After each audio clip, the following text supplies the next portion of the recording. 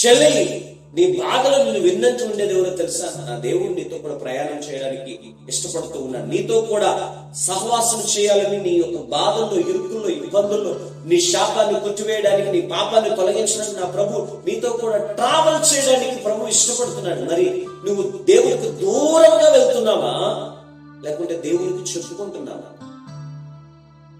ఆదాము హవ్వలు ఏమనుకున్నారంటే దేవునికి తెలియకుండా దాగి ఉండాలనుకున్నారు, దేవునికి తెలియకుండా ఆ పాపాన్ని కప్పిపుచ్చాలనుకున్నారు.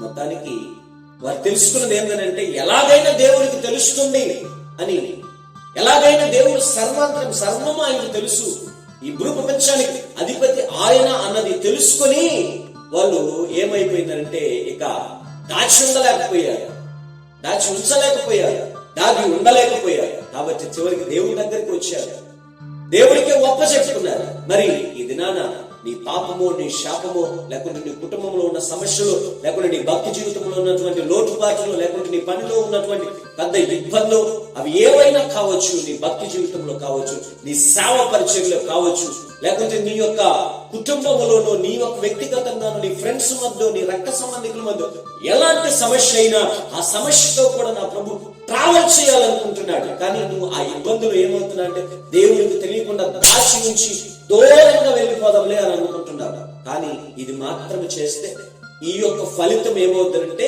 విఫలమైపోతావు.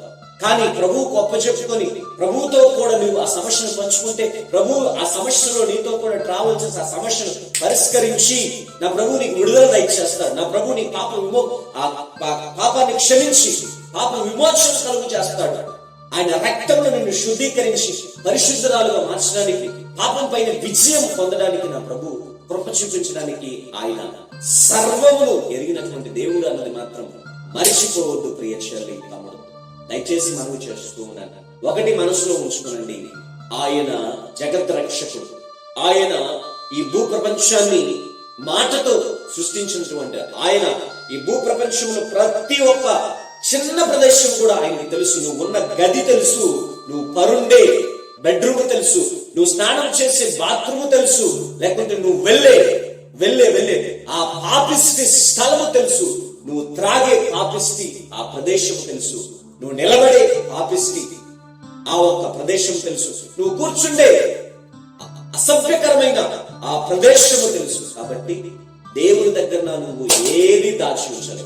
దేవునికి తెలియకుండా నువ్వు ఎక్కడికి వెళ్ళలేవు. ఎంత దూరం వెళ్ళినా, ఏ ప్రదేశాలు, ఏ చెట్ల మధ్య లేకుంటే ఏ రూముల మధ్య నువ్వు దాగి ఉండాలనుకున్నా ఒక్కటి మాత్రం గుర్తుంచుకో, దేవుని దగ్గర నుంచి మాత్రము నీవు ఏది మరచి ఉంచలేవు, దాచి ఉంచలేవు, దాగి ఉండలేవు అన్నది మాత్రం మరచిపో.